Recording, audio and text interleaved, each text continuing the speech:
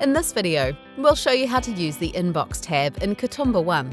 By using the inbox, you can efficiently manage all your clients' text messages, appointment reminders, and replies. With this centralized tool, you'll find it quick and easy to respond to clients and update appointment statuses from anywhere at any time using any device.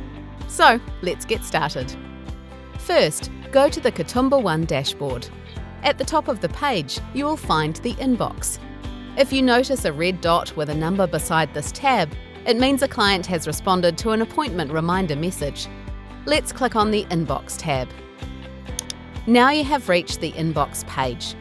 Unread messages will be displayed in bold, making them easy to spot. By clicking the appropriate View or Reply button, you can access the client's message window. In this window, you will find a detailed record of the appointment reminder that was sent and the client's text message reply. To respond directly, simply type your reply message into the box and click Send. At the top of the message window, you'll discover several useful options. Go to Appointment button.